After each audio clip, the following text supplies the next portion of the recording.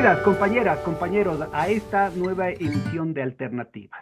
Ahora tenemos el gusto de contar con dos profesores e investigadores de la Facultad de Ciencias Sociales y Humanas de la Universidad Central del Ecuador, que están desarrollando un programa de investigación muy importante sobre las élites aquí en el Ecuador y el comportamiento de la oligarquía, el bloque de poder. Es que sobre eso vamos a hablar ahorita. Estos dos investigadores son Cristina Bastidas y Henry Allan.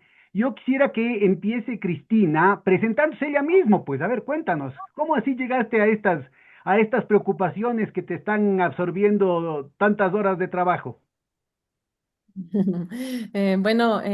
Pedro, muchas gracias por la invitación y por este espacio. Creo que es importante que como docentes podamos también encontrar espacios de difusión de nuestras ideas para compartir, ¿no es cierto?, con un espectro más amplio de la sociedad, todo lo que nosotros percibimos, investigamos y vemos como preocupante en el desarrollo de nuestras sociedades.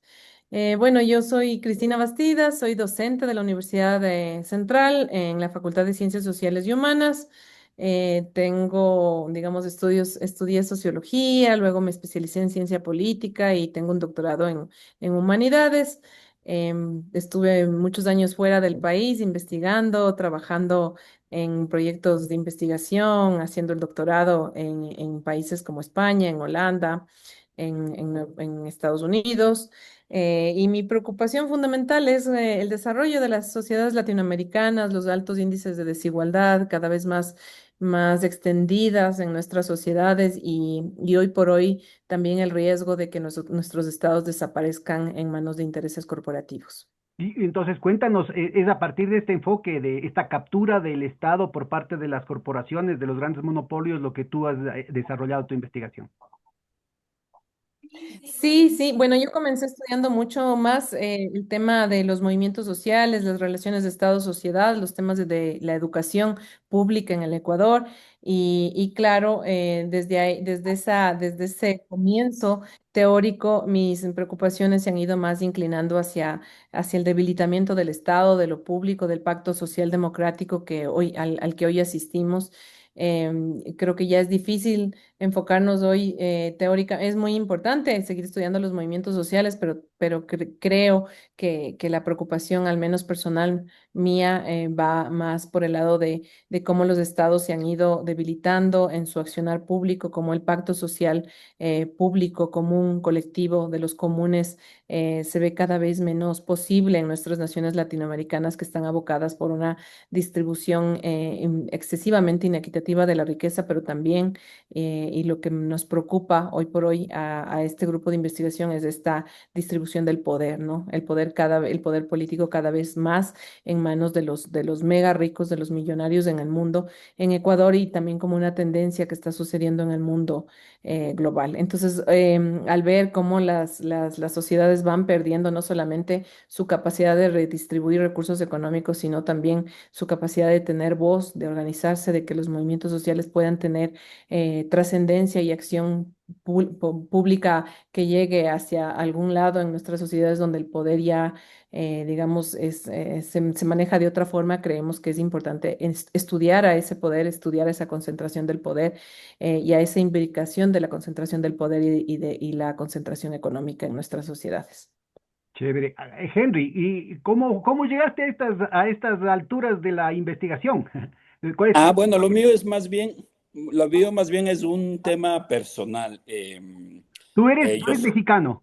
no, yo soy ecuatoriano. Ah, pero tienes Mira, un acento fuerte mexicano. bueno, será porque viví en México, Allá. hice el doctorado hice en la Universidad Nacional Autónoma de México. Buena. Llegué básicamente vamos a decir, por experiencia personal. Yo soy hijo de la educación pública y desde jovencito me gustaba mucho leer los periódicos, pero una de las cosas que me llamaba la atención era que cuando yo veía el nombre de los altos funcionarios públicos, siempre me sonaban apellidos que no estaban en mi vida cotidiana. Ejemplo, el ministro Stagg, el ministro Olsen, el ministro Tous. Y yo decía, pero yo en mi vida cotidiana, en mi escuela pública de un barrio del sur de la ciudad de Quito, nunca he escuchado estos apellidos. Yo nunca he tenido compañeros de apellido Seminario, Stagg, Nielsen. Y entonces me llamaba la atención y empecé por ahí, ¿no es cierto? Y me obsesioné de alguna manera, por decirlo, y empecé a buscar. Y lo primero que averigüé cuando yo era más chico, cuando empecé aquí en la universidad, no sé si muchos de ustedes recuerdan, los que nos están escuchando, había un ministro de,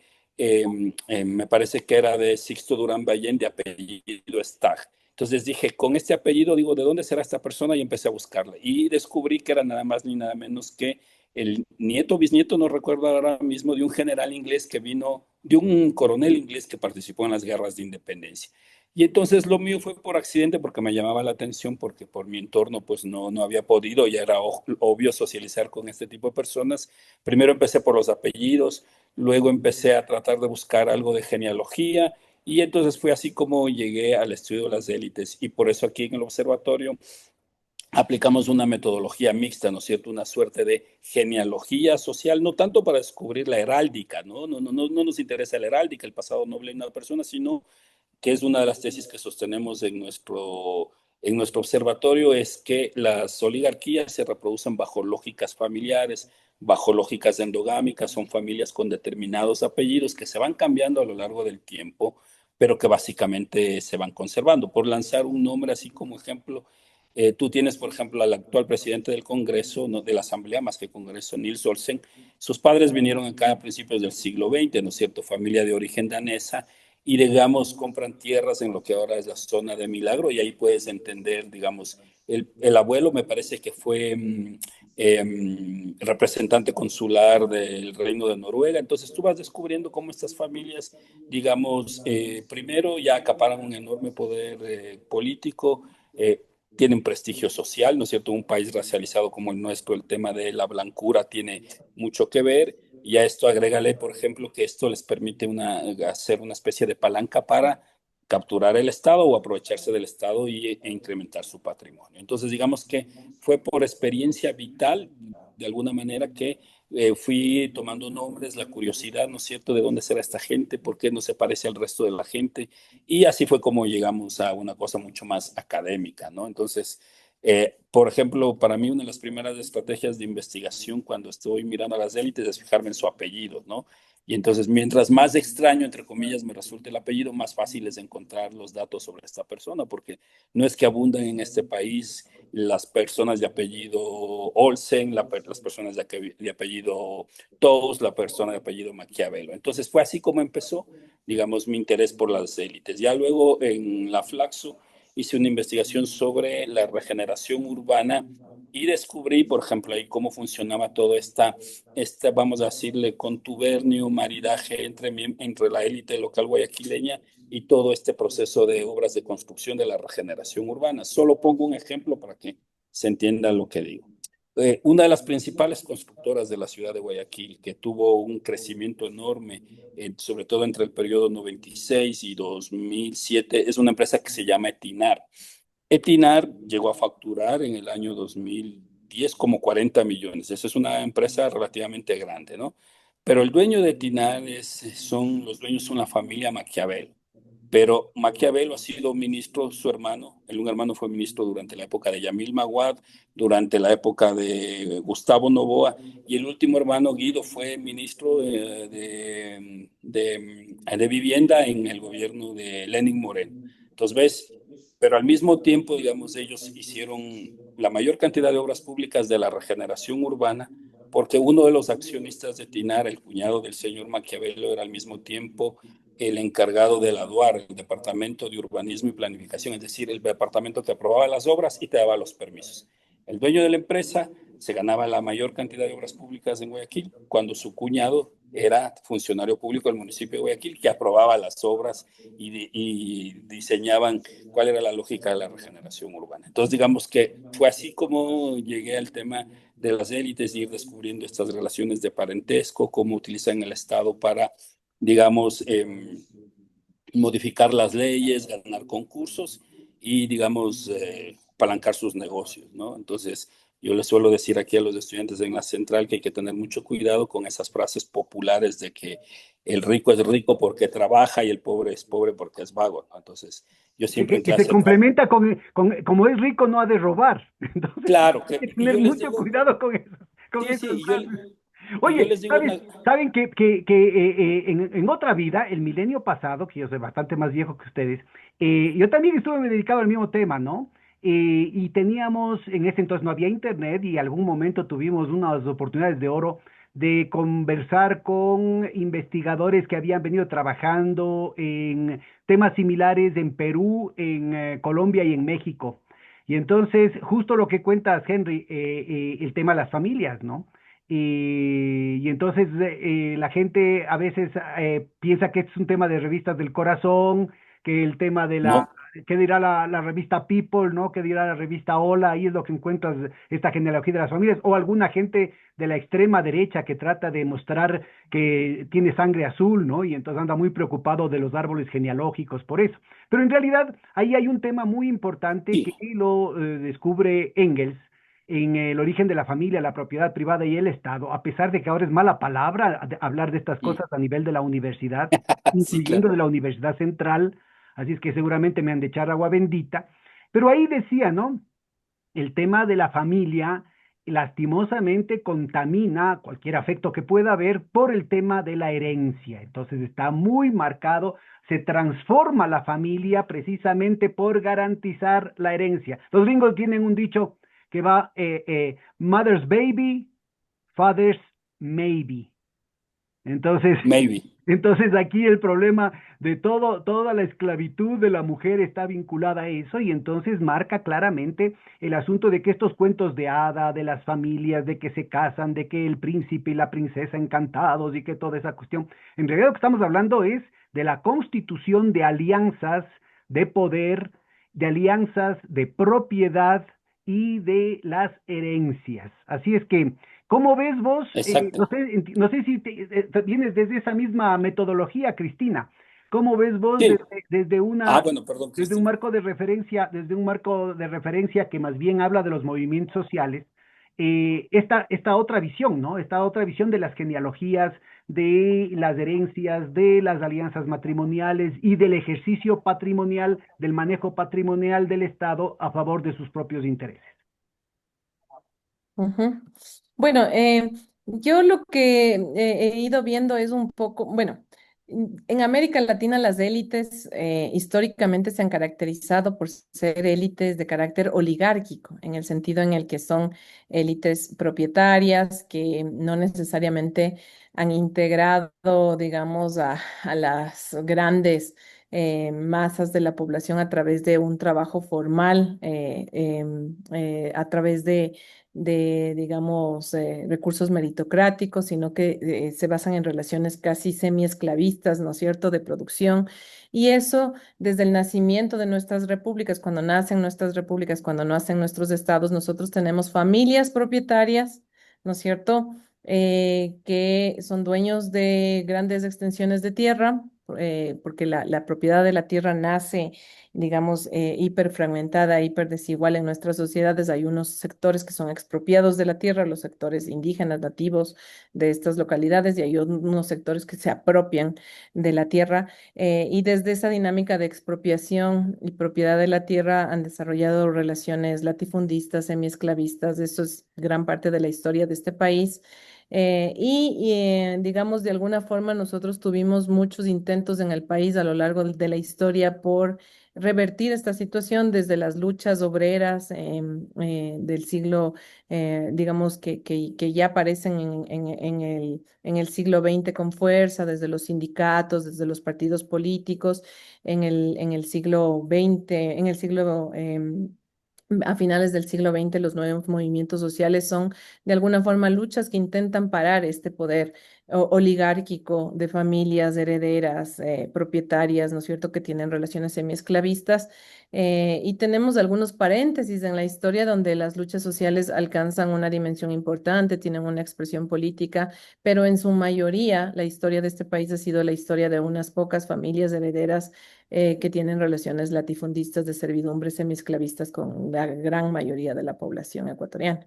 Ahora, mira, en el caso específico del Ecuador, porque esta es una constante en toda América Latina, ¿no? Y yo diría, hay dos grandes fuentes que marcan el tema, primero de la apropiación de la tierra que hacías referencia a vos, con una gran matriz precapitalista, Y del otro lado el tema del capital comercial, también precapitalista, ¿no? El capital comercial de larga Sí. distancia, que en muchos casos era contrabandista, ¿no? Entonces, esto de aquí está en el origen de primero de la independencia y luego de esa fragmentación al infinito tan funcional al imperio británico, ¿no? El sueño de Bolívar de la patria grande quedó derrotado precisamente por estas ambiciones y probablemente por estos manejos extraterritoriales que tanto les interesaba a los gamonales locales, ¿no? Entonces, cuéntanos un poquito cómo ves vos esa constitución del Estado ecuatoriano de manera más específica, a partir de esas placas tectónicas, ¿no? La división no solamente entre Quito y Guayaquil, sino también Cuenca y en algún momento Loja. 1859 prácticamente se rompió el país en cuatro estados, y eventualmente, ¿no es cierto?, podría incluirse una placa tectónica adicional que sería la costa norte, Manabí y Esmeraldas, que tiene obviamente una articulación distinta no solamente con los sectores sociales, sino con la articulación con el resto del país. Cuéntanos cómo ese tema de los movimientos sociales y la constitución de la oligarquía va dándose en este marco, digamos, de división regional o de contraposiciones regionalistas. Ujú. Bueno, sí, efectivamente, cuando nacen los estados, digamos, apenas, o sea, una característica fundamental de los primeros años de estas repúblicas fue la fragmentación, la división. La mayoría de países latinoamericanos estuvieron al borde de guerras civiles, de enfrentamientos militares por las autonomías, por la fragmentación. Hubo grandes fuerzas, digamos, unas que intentaban construir el Estado-nación y otras que buscaban la fragmentación política y la consolidación de estas élites, ¿no? Y gran parte de esto está dado por, bueno, por la incapacidad de construir estados, digamos, porque de alguna forma la industrialización no fue un proceso político que nace con el Estado-nación en las repúblicas latinoamericanas. Nosotros nos empezamos a industrializar en el siglo 20, ¿no es cierto? Pero cuando en el siglo XIX, cuando nacen nuestras repúblicas, no tenemos un vehículo industrial de integración nacional como sucedió en los países europeos. Tenemos relaciones semiesclavistas, digamos, unas matrices precapitalistas de producción que generalmente empujan justamente hacia la generación de caudillismos locales, de fuerzas terratenientes, de relaciones entre patrón, ¿no es cierto?, hacendado y el resto de la población y le dan, digamos, de alguna forma una fuerza política a esos líderes locales, hacendatarios, caudillos que aparecen a principios de la constitución de nuestros estados, porque no tenemos un vehículo de integración nacional, económico, productivo o industrial, digamos, no tenemos una matriz industrial. Y eso hace que el signo con el que nacen nuestros estados-nación, a principio en el siglo XIX, ¿no es cierto?, sea una matriz precapitalista que fomenta la división, la autonomía, los caudillismos locales, la fragmentación y que impide que haya un vehículo económico o una integración económica industrial que favorezca la conformación de los estados-nación. De tal forma que los primeros gobernantes en nuestro país digamos, buscan más consolidar el Estado-Nación a través del vehículo de la educación. Por eso a mí siempre me apasionó la educación, porque en la educación es un espacio donde se disputan muchas cosas, ¿no es cierto? Entonces, la escuela fue este primer vehículo de integración nacional. García Moreno, por ejemplo, eliminó todas las diferencias en las escuelas entre la formación de los indígenas y de los mestizos y dijo, aquí tiene que haber una sola escuela homogénea a cargo de la iglesia que tiene una moral común y que es lo único que nos va a permitir tener esta integración nacional y constituir el Estado-Nación. Y así, con algunos intentos, se empiezan a construir obras de infraestructura y se empieza a integrar, digamos, a esos Estados-Nación, pero no a través de un vehículo que es matriz precapitalista de producción que subsiste en todo el siglo XIX y que en el siglo XX se empieza a fracturar porque hay ya procesos de industrialización en marcha en nuestras naciones a finales del siglo y que de alguna forma empiezan a generar otras dinámicas, ¿no es cierto?, más allá de la precapitalista semiesclavista, pero que están muy asentadas en en esa herencia colonial primero y en esa herencia de los primeros años de constitución de nuestra nación, que es una herencia precapitalista de producción y esta relación, digamos, hipervertical entre las élites y la sociedad que caracteriza a América Latina y que no caracteriza otras regiones, ¿no es cierto? Lo interesante aquí es ver que el capitalismo, la dinámica del capitalismo global, ha generado condiciones similares ahora en todo el mundo, en la globalidad. Es decir, los procesos industriales están en crisis, ¿no es cierto? Hoy más que nunca en nuestras naciones, no les interesa ya a las nuevas élites desarrollar un desarrollo productivo que permita la integración a través del empleo formal digamos, el 70% de la población en Ecuador no tiene un empleo formal, es emprendedora. Pero en general, la hiperconcentración a la que ha llevado el capitalismo global en todo el mundo está generando este tipo de, digamos, de dinámicas oligárquicas que América Latina las tuvo siempre y ahora que aparecen incluso en los países industrializados, donde los mega ricos llegan a tener una relación de casi Y servidumbre, esta de concentración del relaciones poder casi se vuelve turbo, ¿no? Con el neoliberalismo. Déjame un segundito para regresar con Henry. Bueno, entonces, Henry, a partir de lo que decía, de esta caracterización socioeconómica de la base de poder de las élites, de los mecanismos de reproducción básicamente económica, que tiene su proyección en otros lados y que tiene además su origen en otros lados, yo quisiera retomar esa metodología que te corté un poquito en la intervención anterior. Tú mencionaste dos familias oligárquicas, ambas que llegan en el siglo XX, pero que justamente no entran en el proceso de industrialización, ¿no? Ya en América Latina entra en la industrialización por sustitución de importaciones, mucho antes que eso el propio Don Eloy había promovido la industrialización con políticas industriales proteccionistas específicas, la construcción de infraestructura a la que hacía referencia Cristina, sobre todo el ferrocarril. Y sin embargo, estas familias que vienen desde Europa, supuestamente con conocimientos, con contactos, con ideas novedosas, llegan acá y en lugar de promover un proceso de industrialización, se acomodan a las formas rentistas de matriz precapitalista, ¿no? Cuéntanos un poquito cómo es lo que se dan estas dinámicas, ¿no es cierto? ¿Y qué es primero, el huevo o la gallina? O sea, son estas familias las que dan lugar a lo que sería un tipo de industrialización, como se hablaba de la industrialización Juncker, ¿no? Es decir, que desde el monopolio precapitalista incursionaban en la industria o desde el comercio, ¿no es cierto?, se adentraban en el proceso productivo. ¿Y por qué aquí en el Ecuador eso no se da? A ver, voy por el lado de la metodología muy rápido. La ventaja de ahora hacer investigación es que tenemos potentes herramientas que tienen que ver con el acceso a redes sociales y mucha información está en portales digitales. Entonces, por ejemplo, la investigación que utilizamos aquí digamos, los instrumentos que utilizamos aquí en el Observatorio sobre las Élites son desde páginas genealógicas, porque a la gente le gusta presumir su herencia y digamos, y su pedigrí. Eso es fantástico, eso nos ayuda. Segundo, algo que tú mencionaste y que cuando yo era estudiante no lo veía así con mucho agrado, las revistas del corazón. O sea, las revistas del corazón dicen muchísimo, digamos, sobre cómo se constituyen las oligarquías, ¿no? Con quién se Bueno, casó, dónde imagínate, fue el matrimonio, hace cosas. 40, 50 años eran los obituarios, ¿no? Y a eso voy. Y ahora los obituarios. Por ejemplo, afortunadamente hoy los periódicos, digamos, tienen almacenado en línea. Ahora hay que pagar, por supuesto, pero si tú tienes una cuenta en periódicos, puedes buscar los obituarios. De hecho, yo hago muchas de estas cosas, de esta especie de genealogía política con los obituarios.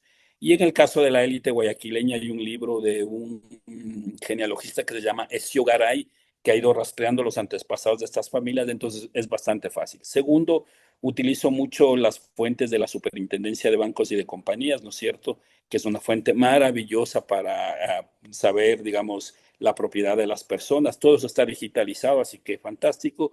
Y lo otro que utilizo son la información del SRI. Eso más páginas en internet, más las noticias en los periódicos, más los obituarios, en fin, nos da un material que incluso personalmente me es muy difícil procesar por la enorme cantidad de información que tengo. Entonces, digamos que hoy, a diferencia del pasado, es bastante más fácil tener una cantidad enorme de información sobre los individuos o las familias porque tienes obituarios, tienes noticias en los periódicos, tienes la red, tienes páginas de genealogía, tienes entrevistas. Entonces, la cantidad es inmensa de información y es la que utilizamos. Fuentes oficiales como fuentes, digamos, públicas, pero donde la gente cuenta su vida, obituarios, etcétera. Es lo primero. Lo segundo, sobre la conformación de las élites. Te voy a hablar más de las que un poco de las que conozco más, que son las guayaquileñas. Ahí tenemos dos grandes élites, ¿no es cierto? Una, las grandes familias cacaoteras, ¿no es cierto? Se constituyen a mediados del siglo XIX, 1860, 70, con uno de los primeros boom cacaoteros. Los apellidos clásicos, Morla, Puga, Durán-Ballén, Seminario, ¿no es cierto? Aspiazu, Aspiazo. apellidos. Sí, pero aclaremos un puntito, que hay unas familias, hay unos gran cacaos que son anteriores, de fines del siglo XVIII, que son los Novoa del Novoa Bejarano, no del Novoa Naranjo, ¿no? Que son los Roca, los No, Novoa. no, no, no, no, no, porque no, se diferencian, por supuesto. No, no, no. Los Novoa Bejaranos son de origen más aristocrático y son los antepasados de Gustavo Novoa Bejarano, ¿no? Entonces, nombro algunas, por supuesto no me acuerdo todas y ese es un No, primer gran este es un dato muy importante, Henry, porque de lo que yo alcancé a ubicar y además con conversaciones con los protagonistas, tenía algunos amigos de la élite guayaquileña que me contaban y de la Yo también quiteña tengo. también que me contaban estos detalles. En la élite guayaquileña hay un tema de capas geológicas, ¿no? Entonces, tienen muchísimo más prestigio, inclusive en términos de los matrimonios, ¿no? Esto que se llama la hipergamia, ¿no? Es decir, el hecho de que los nuevos ricos tratan de casarse con las hijas de las familias más antiguas que no están tan bien en plata. Entonces hay todo un filtro y eso cuesta, ¿no? Entonces, las más cotizadas serían las familias de finales del siglo XVIII, luego vendrían las de la independencia, luego vendrían las que mencionas de mediados del siglo XIX, luego vendrían estas familias que son en buena parte inmigrantes europeos de finales del siglo XIX, principios del siglo XX, y luego se nos fue Henry. Vaya, punto.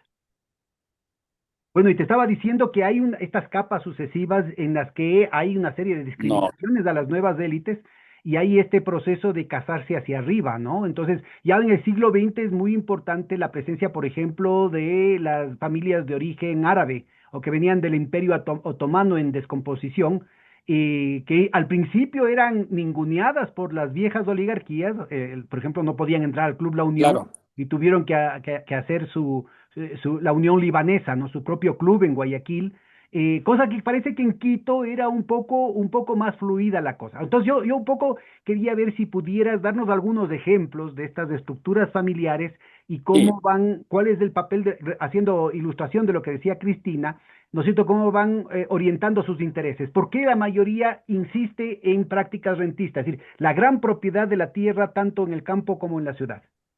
sí, mira, como tú decías, hay varias capas geológicas. De hecho, hay miembros de la élite guayaquileña que tienen sus orígenes en los, digamos, antiguos funcionarios coloniales españoles. Por ejemplo, la familia Cucalón, por ejemplo, que históricamente han controlado el cuerpo de bomberos y tuvimos un asambleísta Cucalón, ¿verdad? Esas familias vienen del siglo XVI con los primeros altos funcionarios. Pero las familias más ligadas al capitalismo son las familias que surgen a mediados del siglo 19, 1860, 70 con el boom cacautero, que son esas que te dije, Puga, Morla, Seminario, Bejarano, etcétera, ¿no? Que están dedicados, son terratenientes y están dedicados al cacao. Un tercer, vamos a decir, capa geológica de las élites empieza a finales del siglo XIX y principios del siglo XX. La gran riqueza cacaotera hace que llegue una enorme cantidad de migrantes a Guayaquil. Para 1900 y pico, uno de cada 5 guayaquileños había nacido en el extranjero y llegan sobre todo familias de origen catalán, sobre todo de origen catalán, ¿no es cierto? Por ejemplo, Casa Tous, llegan los Tous, llegan familias de origen inglés, ¿no es cierto? Muchos son descendientes de ingleses que participaron en la guerra de independencia, por ejemplo, los Illingworth, ¿sí? Entonces tenemos una tercera capa, digamos, tenemos los de origen español, encomendero, funcionarios coloniales, tenemos las grandes familias cacaoteras y tenemos luego una oleada migrante a fines del 19 y principios del 20. ¿Qué es lo interesante? Y aquí me voy a apoyar en otra investigadora que supongo también lo conocen la mayoría de las gentes, perdón, acaba de tener un lapsus de la autora, pero ya lo digo, me acuerdo. Y ella menciona una cosa muy interesante, dice, estas personas, digamos, llegan a Guayaquil sin un peso en el bolsillo, dada la riqueza cacautera, se convierten en comerciantes, ¿no es cierto? En grandes Aprovechando el hecho de que son comerciantes. blanquitos, ¿no? Aprovechando el hecho de que son Exactamente. blanquitos. Aprovechando, la autora lo dice literal, aprovechando ese capital simbólico, hacen dinero, pero rápidamente se empiezan a emparentar con los viejos terratenientes, ¿no es cierto? Se empiezan a emparentar con con los viejos terratenientes y rápidamente aprenden, vamos a decir, aprenden lógicas culturales propias de este país. Por ejemplo, despreciar el trabajo manual. Acuérdate que para las élites el trabajo manual es propio de las capas bajas, ¿no es cierto? Incluso el comercio era mal visto, pero como algunas familias habían amasado grandes fortunas, por ejemplo, Lorenzo Tous, que todos se deben acordar de Casa Tous, que todavía funciona en Guayaquil, ¿no es cierto? Entonces, se casan con miembros de la élite terrateniente y esta gente de origen catalana, de origen italiano, rápidamente se va incorporando a las nuevas ¿Te élites refieres y va a Casa adquiriendo. Tosi? Casa Tosi también, por ejemplo, es otra de esas, Sí, ¿no? a ver, Y yo rápidamente se quisiera va. poner una nota al pie de página porque, por ejemplo, también hubo muchísimo migrante europeo hacia, en las mismas épocas, en las mismas décadas, hacia la costa atlántica de América del Sur, sobre todo Brasil y Argentina. Ah, Pero claro, aquí claro, claro, la gran mayoría fueron a la clase obrera. Acá, claro. acá el racismo Los ecuatoriano era tan elevan. fuerte que inmediatamente no permitían que un blanquito sea pobre y entonces rápidamente Claro. ascendía. Y se elevan rápidamente, ¿no es cierto? Y se elevan rápidamente, se casan con miembros de la élite local y entonces juntas, vamos a decir, dos tipos de capitales, ¿no es cierto? Un capital blancura, por un lado, un capital comercial, más el viejo capital terrateniente. Por eso es que para 1920, nosotros estamos escribiendo también un artículo sobre el Guayaquil Tennis Club, ya para 1920 ya tienes uniones entre las viejas familias terratenientes, Morla, Pugas, Bejarano, ¿no es cierto?, con los migrantes italianos, españoles que montan algunas empresas. Por ejemplo, perdón, es que son muchos nombres y a veces se me olvida, por ejemplo, el exministro Moreno, el que fue ministro de gobierno, Segales, el segundo apellido, se me acaba de olvidar.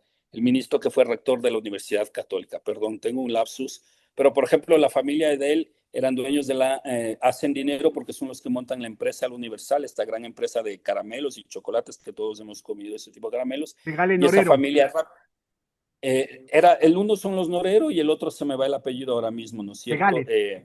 Segales, sí, es el otro apellido, Segales.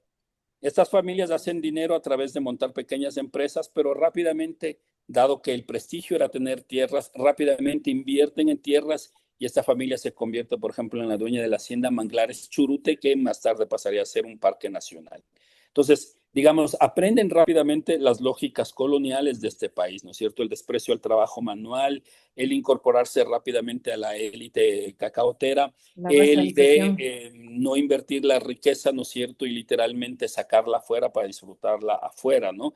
Entonces, esa podría ser una de las tantas explicaciones al por qué esta élite, por ejemplo, a diferencia del Brasil, no invierte digamos, en una lógica mucho más industrial que permite un despegue del capitalismo. Ahora, Cristina, ¿cómo verías tú este tema de la falta de una orientación industrialista entre las élites de acá, teniendo todo lo posible? Y cuando el Ecuador, la Real Audiencia de Quito, en algún momento, en el siglo XVII, llegó a producir con los obrajes, ¿no es cierto?, que era una forma de manufactura precapitalista, una cantidad de textiles mayor. Yo en alguna parte leí que era mayor a la producción que tenía en ese entonces Manchester. Claro, era anterior a la revolución industrial también en Inglaterra, ¿no?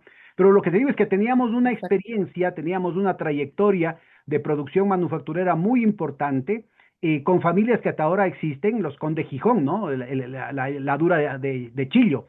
Entonces hay una tradición, sobre todo en la Sierra Norte, muy importante en la cuestión de la manufactura textil, que no tuvo un correlato, sino muy relativo, muy parcial en términos de la industrialización durante el siglo XX. ¿Cómo verías esta situación? Sí, bueno, eso se explica mucho por la dinámica que adquiere el capitalismo. Yo siempre pienso que el capitalismo global también ha configurado a nuestras naciones, ¿no es cierto? De la forma en la que son. No es que aquí las élites se volvieron oligárquicas porque sí, no optaron por los procesos industriales, no tuvimos un proceso de integración nacional impulsado por una economía más industrial, no tuvimos burguesías porque sí, sino que digamos, nosotros desde que estamos integrados desde la colonia como proveedores de materia prima, entonces la matriz primaria exportadora de nuestro país que nace desde la colonia, desde cuando se expropia todas las riquezas que surgen de la matriz primaria exportadora de América Latina, subsiste para siempre, porque en el capitalismo global, digamos, América Latina tiene que entregar en materia prima al proceso industrial de los países del norte. Y esa división de trabajo internacional, digamos, es la base fundamental con la cual también se pueden industrializar los países del norte, esa expropiación de materia prima a través de la vía colonial durante 3 siglos en América Latina y luego a través de la matriz primario exportadora, cacaotera, bananera, petrolera, hoy por hoy minera, es la que alimenta la base industrial del mundo moderno de los países occidentales del norte, ¿no es cierto? Entonces, nunca nosotros fuimos convocados a ser competitivos, a desarrollar industria, a tener ciencia, conocimiento al servicio de procesos industriales, porque en nuestra matriz, digamos, estábamos abocados en la participación del capitalismo global en calidad de primario exportadores. Digamos, las grandes familias, digamos, todas esas élites cacaoteras, bananeras, petroleras y hoy la minería, que es una reprimarización de la economía, de alguna forma representan esa geografía del poder político en nuestras naciones, ¿no es cierto? Las familias cacaoteras desarrollan un tipo de economía, un tipo de relación y hoy por hoy la minería también, ¿no es cierto? ¿Qué es lo que se ha mantenido? Nosotros, cuando hablamos del capitalismo, nosotros tenemos dos fuentes de extracción de la riqueza, ¿no es cierto? Por un lado está la explotación del trabajador, que es lo que Marx vio muchísimo, estudió, vio cómo en las fábricas la riqueza se transfería, ¿no es cierto?, del trabajo humano hacia el propietario. Y la otra es la vía expropiador. Y nosotros, América Latina, hemos tenido siempre como una constante, pero hoy con más fuerza, porque digamos el capitalismo global ha pasado de la explotación a la expropiación como una matriz fundamental de extracción de la riqueza. ¿Qué es la expropiación? La expropiación necesita dos mecanismos fundamentales. La una es la racialización, por eso nosotros todos los análisis materialistas que no, que desprecian todo el proceso, digamos, colonial y de racialización no son consecuentes con la realidad de América Latina, porque para tú, digamos, en los procesos de explotación, tú necesitas tener un propietario, un dueño de los medios de producción y unos trabajadores explotados, unos que no tienen capital y necesitan trabajar para el capital. Pero en los procesos de expropiación, que son los que han mantenido la dinámica de nuestros países, tú necesitas tener a un conjunto de la población racializado, minimizado, estereotipado, ¿no es cierto? Es decir, ¿a quién se puede expropiar? A las mujeres, a los indígenas, a los negros, a todas A esas, los montubios, digamos, a todos esos exactamente. ¿Y quiénes pueden expropiar? Los blancos, los llamados a modernizar estas sociedades, los que no están anclados al pasado, a la ruralidad al rito, a la religiosidad, ¿no es cierto? Esa matriz de diferenciación colonial es la base fundamental para la expropiación, porque la colonización funciona con que aquí hay seres que no tienen alma, que son los indígenas, que están que no son modernos y a los cuales les podemos expropiar de su riqueza, ¿no es cierto? Y luego eso es fundamental, porque luego esas poblaciones nativas son convertidas en la base fundamental para esclavizarlas en la hacienda una vez que nacen las repúblicas llamadas a ser Paradójicamente, universales. paradójicamente, mientras los reyes católicos y luego sus sucesores discutían el hecho de que los indígenas sí tenían alma, y la Iglesia Católica, desde la matriz europea de colonización y eso, lo reivindicaba y lo sostenía, eran las élites criollas, sobre todo después de la independencia, que no tenían ningún freno para irse en contra de todo eso y entrar en un proceso de prácticamente de semi-esclavización de los sectores populares a los que expropiaban, ¿no? Claro, claro, y toda esta matriz civilizatoria. Yo hoy justo les daba clases a mis estudiantes de Sarmiento, por ejemplo, de Arguedas, todos ellos tenían una matriz civilizatoria en donde hay este ideal de ser estas naciones europeas que lograron la universalidad, el Bueno, derecho pero Arguedas universal, la era ciudad. indigenista, ¿no?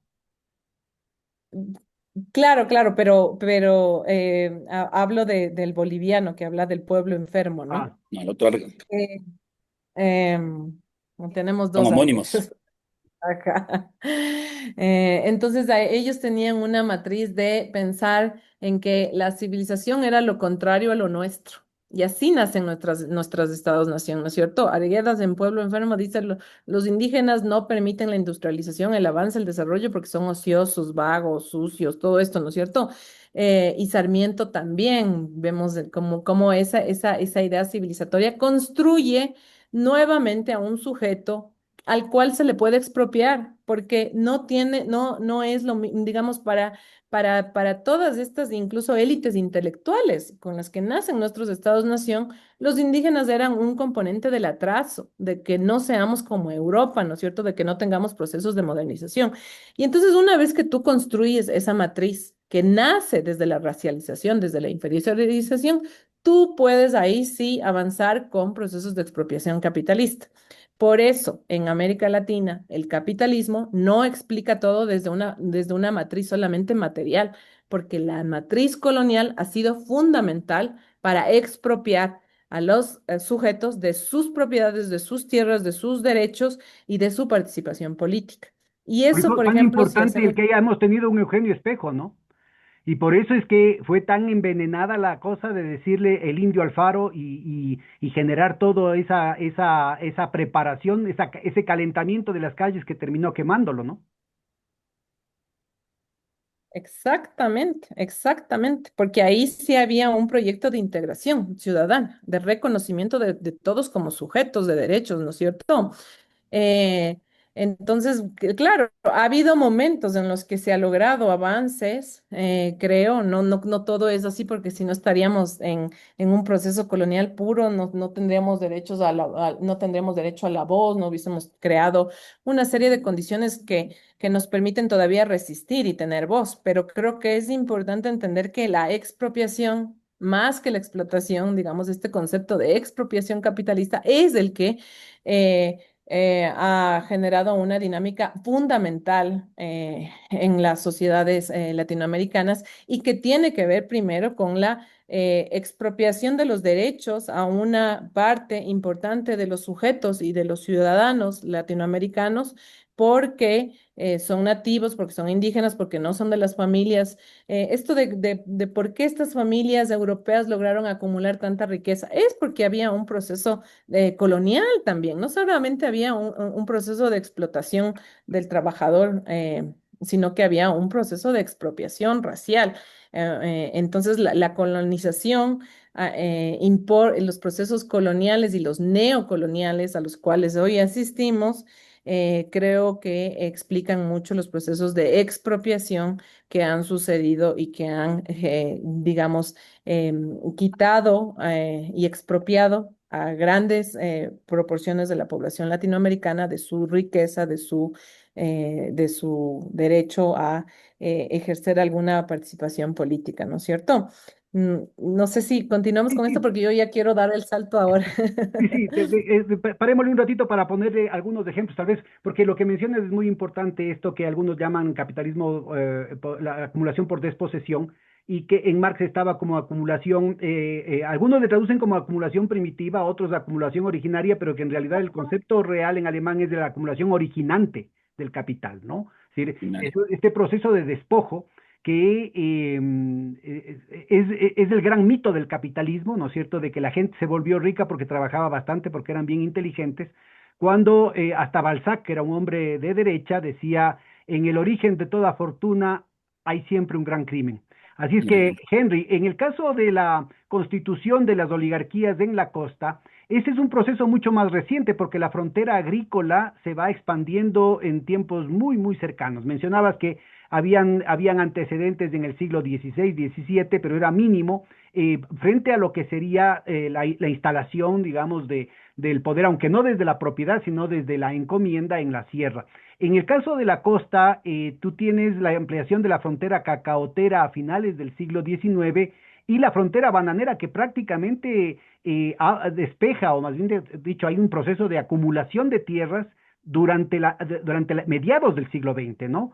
Toda la zona de Santo Domingo, Quevedo, Quinindé, son zonas en las que no había posesión, pero no había propiedad. Y la comunidad, el pequeño, el mediano productor, inclusive étnicamente definido, estaba presente de manera mayoritaria en esas zonas que legalmente, vean ustedes el abuso, se las consideraba tierra de nadie. Como no Claro, era de ningún blanquito, entonces era tierra de nadie. Entonces, cuéntanos un poquito, a ver si nos puedes ilustrar con algún ejemplo de estas familias ya. que van ampliando la frontera agrícola, entre comillas, pero en realidad lo que van haciendo es despojando a los pueblos originarios, a los migrantes, a las familias que vivían ahí, a las comunidades que vivían ahí, para constituir las grandes haciendas. Te- em, Primero quisiera agregar un caso. Me acordé, revisé mi artículo. El ministro del que hablaba era Mauro Toscanini Segale, ministro en la época de Lenín Moreno, ministro de gobierno.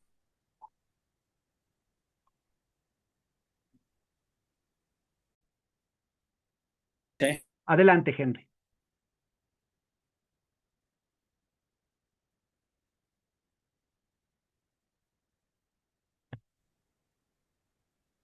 Adelante, Henry.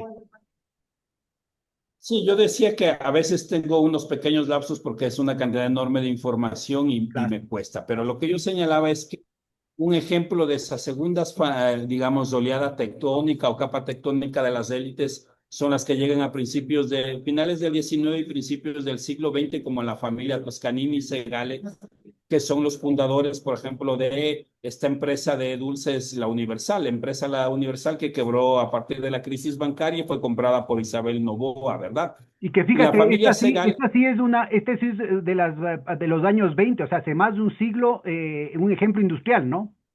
claro, claro, es de los pocos ejemplos industriales ligados generalmente a extranjeros, ¿no es cierto? Pero lo que yo quería destacar es que, digamos, hay una especie de heredar, tú mencionabas al principio el tema de la herencia, herencias, perdón, heredas linaje, heredas fortunas, y la lógica de la herencia es propio de las oligarquías latinoamericanas. La última capa que no avanzamos a explicar es la capa de los años 30 y 40, generalmente de familias de origen libanés.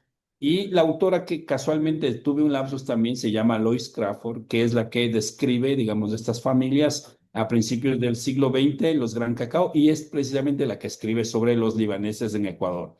Y ahí tenemos toda una nueva élite política vinculada más al comercio importador y hasta contrabandista, ¿no es cierto? La familia Duncia, De, Kronfle, Aibas, etcétera. Entonces tú tienes una serie de diferentes capas, pero ¿cuál es lo interesante? A diferencia de la sociología funcional, no es que estas capas desaparecen, sino que se van fundiendo con capas viejas. Es decir, el nuevo rico no tiene pedigrí, por decirlo de alguna manera, y se va juntando a las capas antiguas que tienen este alito aristocrático y se va juntando un capital simbólico que puede ser apellido, blancura, con dinero. Esto lo puedes ver, por ejemplo, tú en la fundación de los diferentes clubes, del Club La Unión en Guayaquil o el Guayaquil Tenis Club. Entonces, digamos, estas élites como que se van renovando, ¿no es cierto? No terminan de morir, pero tampoco desaparecen y se van reciclando, ¿no? Viejas familias aristocráticas con nuevos ricos. Eso era una cosa importante. Lo otro que mencionabas del tema Perdón, de un la ejemplo tierra. podría ser la familia Nebot, que son de origen catalán, o sea, de la tercera camada, que se casa con Saadi, que son de origen libanés, que serían de la cuarta, ¿no? Claro, y si te fijas un poco el ejemplo que pones de Nebot nos regresa al mismo esquema, ¿no es cierto? No solo la economía, sino que también la política funciona con lógicas de redes familiares. El papá de Nebot, Nebot Velasco, fue ministro de gobierno en la época de Velasco Ibarra, si mal no me equivoco, ¿no? Sí. Entonces, tú tienes una serie de apellidos que van, digamos, rotando la política nacional y ahí yo me adscribo claramente a las tesis de Fernando Bustamante, ¿no? Que dice que la economía y la política deben ser entendidas no como una lucha de mercados solamente, no como una mano invisible que lucha por lograr el mejor precio, ¿no? Sino que son unas luchas tanto en la economía como en la política de clanes familiares, ¿no? También tienes la familia Febres Cordero, entonces tienes, digamos, toda esta lógica. Y por eso nosotros en el observatorio hablamos de élites y neoligarquización, porque aunque no son las viejas familias oligárquicas tienen un comportamiento oligárquico, es decir, el control del poder económico, el control del poder político y algo que podríamos llamar el poder social cultural. Eso con respecto a lo que me preguntabas. El tema de la tierra, ¿no es cierto? El tema de la tierra está bastante bien investigado, ¿no es cierto? Desde el Segundo Moreno por Cristian Bocar, de cómo se fueron apropiando las tierras a principios del siglo, fines del XIX y principios del XX en el caso de la costa. Pero yo quería mencionar algo más sobre eso. Esto está incluso narrado en las novelas del realismo social de los años 30. Cuando tú ves La Tigra, por ejemplo, ¿no? O a la costa. Cuando tú ves La Tigra, por ejemplo, la niña Pancha, que es una de las protagonistas, en La Tigra ella se asombra porque dice que la cerca de su vecino tiene patitas, porque cada noche la cerca va creciendo. Tú tienes un proceso de acumulación originaria de capital en la costa Que en base a. la cerca para nuestra audiencia, la cerca se iba moviendo de noche, con lo cual le iban expropiando el terreno a los montubios. Sí, a los montubios, pero sobre todo al Estado. A principios del siglo XIX, un Estado débil, una carencia de Estado, era muy fácil adquirir, digamos, tierras Expropiando. expropiando. Pero Manuel Chiriboga en eso tiene el texto fantástico, ¿no es cierto? Los oligarcas del cacao. Él te muestra, tiene toda una sección donde muestra cómo, por ejemplo, los grandes terratenientes lograron comprar a medianos terratenientes que habían fracasado en el negocio del cacao, ya sea por las enfermedades o ya sea porque no tenían el capital suficiente. Incluso en Lois Crawford narra cómo, por ejemplo, ellos no recuerdan haber tenido vecinos en las haciendas, vecinos de medianos propietarios. Es decir, el gran propietario generalmente compraba al pequeño propietario para seguir ampliando, en el mejor de los casos, si no era expropiación absoluta de la tierra, sobre todo las tierras públicas, ¿no? Entonces ahí tienes. Y los interesados en la literatura, ahí tienes la niña Pancha que siempre está en La Tigra, ella está asombrada como en la noche la cerca crece, que básicamente era la expropiación. Pero digamos, mayor detalle, ahí tienes varias investigaciones, ¿no? Hay muchísimos sobre eso, ¿no? La forma de falsificar papeles, ¿no? En el caso de la Sierra, Segundo Moreno y otros investigadores, eso lo tienen muy bien investigado y, digamos, ahí yo aporto poco porque eso está. Pero en el tema de las élites, tú tienes, por ejemplo, la compra de tierras y una estrategia que funciona mucho es la estrategia matrimonial. Es decir, por ejemplo, el viejo terrateniente venido a menos casa a sus hijos, a sus hijas con el nuevo rico. Ahí entiendes, por ejemplo, este señor que acaba de morir hace un año, ¿no es cierto?, dueño del Banco del Progreso, Aspiazo Seminario. Hasta 1900 las dos familias no estaban emparentadas, la familia Aspiazo y la Seminario. En 1910, 15 más o menos, se emparentan y ya tienes la línea Espiazo Seminario, que es precisamente este señor que estuvo preso, se me va el nombre, y murió bastante pobre, Fernando Aspiazu. Nando Aspiazo, que murió hace un año precisamente, ¿no? No era leyenda urbana, el hombre se movía en un bus después de haber sido uno de los hombres más ricos y de haberle entregado $3 millones o 2,5 a Yamil Maguad, ¿cierto? Entonces, el matrimonio es una vía estratégica de cómo las familias o que creen tener un alito aristocrático se van emparentando con los nuevos ricos, ¿no es cierto? Y vas logrando, digamos, reciclarte. Por eso tú tienes apellidos, en el caso guayaquileño, muy de origen cacaotero mezclado con los de migrantes italianos, ¿no?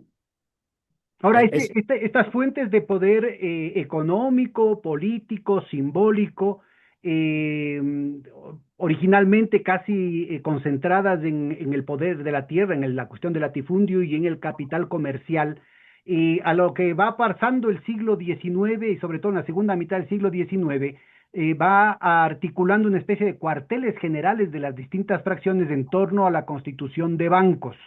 Y es un tema muy importante, porque ahí sobre el trabajo de Manuel Chiriboga hay otro, ¿no? El de Andrés Guerrero y el de Rafael Quintero del mito del populismo, en el que se plantea justamente esta articulación, esta definición de distintas fracciones que hacen referencia de alguna manera, sobre todo en Guayaquil, a lo que estábamos conversando con Cristina hace un momentito, la constitución en torno a esas fracciones, ya no solamente, sin duda está el tema del tejido de herencias familiares, pero con proyectos de clase, es decir, hay una fracción banquera terrateniente, hay una fracción industrial importadora, hay una fracción comercial urbana, ¿no es cierto?, que van dando lugar a distintos proyectos políticos y que van también definiendo lo que va a ser la lucha política, sobre todo de las élites en el Ecuador. Cuéntanos un poquito cuál es el papel de la constitución de estos bancos y cómo va penetrando, digamos, esta lógica de articulaciones familiares. A ver, yo un poco discrepo ahora sobre eso. ¿En qué sentido? A ver, no es que los bancos y los distintos grupos no expresen fracciones e intereses distintos de clase, pero hay algo que, digamos, en la sociología más de carácter estructural, economía política de carácter estructural no tomaba en cuenta, es que en el fondo muchas de estas familias que parecen están ligadas por vía matrimonio. Entonces es muy difícil, creo yo, que podamos hablar de fracciones de clase. Es verdad que tienen intereses económicos que parecerían distintos, pero el mercado matrimonial, las alianzas vía parentesco, vía amistad, hace que actúen como un bloque en conjunto. Voy a poner un ejemplo actual. Ahora, hasta acordarme un ejemplo más del siglo XX, ¿no es cierto? Te voy a poner un ejemplo actual. La familia Maquiavelo, que es la propietaria de Tinar, la empresa de construcción de la que ya hablé, una de las más grandes de Guayaquil, que se ha ganado muchas obras de la regeneración urbana, en cuyos principales accionistas han sido ministros, tanto en la época de Yamil Nahuatl como en la época de Lenín Moreno. El hijo de Guido Maquiavelo se acaba de casar con uno de los descendientes de la familia Jubín Cisneros, dueños de la papelera La Reforma. Y ahora tienen un negocio conjunto, tienes una rama familiar que trabaja en la construcción y otra que trabaja en el negocio del papel. Parecería que se juntan el capital industrial productivo ligado a la producción de papel y anexos, más el capital comercial y de la construcción. Es decir, lo que quiero decir es que en apariencia podrían parecer intereses distintos, que fracciones distintas, pero en los hechos hay un cordón umbilical que son sus lazos de No, parentesco. yo te pongo ahí como un gran signo de interrogación, porque esto que aparece un avance, porque está de moda a nivel de la academia, esto da lugar a muchas publicaciones, en realidad es un retroceso, ¿no? Porque si estamos hablando de primos, todos los jefes de Estado de la Primera Guerra Mundial, los principales, eran primitos, y se contramataron entre ellos, y perdieron las coronas, porque bueno, que se maten los longos no es problema, pero Claro. perdieron las coronas. Y ha habido divisiones de las élites. Ah, pero Claro. También entonces, hubo mira, en términos movimientos. metodológicos yo creo que hay que tener un poco de cuidado con eso, porque también, ¿no? Entre los reyes, las mismas familias, entre hermanos se mataban, Pero lo que quiero decir, mataban a las mamás, a los papás por quedarse con la corona. Es decir, mira, el tema, no, yo no niego y empezamos la conversación con ese tema que es fundamental, sin duda, por el hecho de que detrás de eso están las herencias, ¿sí? claro, a ver, Fundamentales. Pero de ahí, ¿no es cierto?, a negar el hecho de que hay un elemento fundamental que tiene que ver con los proyectos de sociedad que están en juego, yo creo que hay que tener mucho Que han cuidado. cambiado. no, no, A ver, Cristina. solo si me permite decir, Ya Sí, claro, terminamos. sí, sí, sigue, Henry. yo estoy de acuerdo que hay unos proyectos de clase. Lo único que te digo es que a diferencia de cómo se veía en los 70, no solo hay que tener en cuenta estas diferencias de clase, estos intereses, sino que detrás hay también redes de relaciones familiares. Y voy a poner otro ejemplo que ya me acordé y perdón porque a veces me cuesta. Hace mucho tiempo yo escribí un articulito sobre los presidentes de la Cámara de Comercio y su relación con tres grandes momentos de transformación estructural. El uno, las transformaciones del 63-66, el otro del 72-79 y el otro, la oposición de la Cámara de Comercio de Guayaquil al proyecto de la Revolución Ciudadana. Y entonces yo lo que hago es un mapeo de cada uno de los presidentes. En el caso de la Revolución Ciudadana, una de las presidentas más destacadas era Gloria Alarcón. El grupo al que representa Gloria Alarcón era no solo un grupo ligado a la Cámara de Comercio, al sistema comercial, sino también al industrial. De tal manera que cuando uno cree que puede haber divisiones entre fracciones de clase ligadas al capital comercial y al capital industrial, no es que no existe eso, pero hay que tener en cuenta que detrás hay relaciones familiares. Ejemplo, en el caso de María Gloria Alarcón, ella estaba casada con, se me va el nombre, porque te digo, son muchos, a veces tengo lapsus, y estas personas están vinculadas tanto al capital comercial como a la producción, por ejemplo, de los tubos. ¿Cómo se llama esta empresa que fabrica tubos para la construcción? Y con la empresa Tono. Entonces, no estoy diciendo que no hay proyectos de clase, los hay, pero también hay que tener en cuenta que tras de sí muchas de estas familias actúan de manera conjunta porque están ligadas por relaciones familiares. Entonces digo, estoy matizando, no digo que lo uno se sobreponga al otro, sino que también hay que ver que porque esto nos lleva a un problema teórico importante, que es de lo que pasó en los años 70, ¿no es cierto? Los intelectuales de la JUNAPLA creían que privilegiando el capital industrial, ¿no es cierto? Iban a cambiar la sociedad. Iban a cambiar la sociedad porque iban a eliminar a las facciones más atrasadas, a las oligarcas. Pasó en parte, pero el problema es que muchos de estos eran los mismos y entonces cuando beneficiabas al capital industrial, por otro lado, era la misma familia que tenía intereses en viejos negocios de carácter oligárquico. Y lo que te digo de la familia Alarcón es clarísimo, ¿cierto? Es una familia que tiene que escribe en medios de comunicación, que tiene intereses en la industria láctea Antoni y me parece que es Plastigama lo de los tubos, no recuerdo.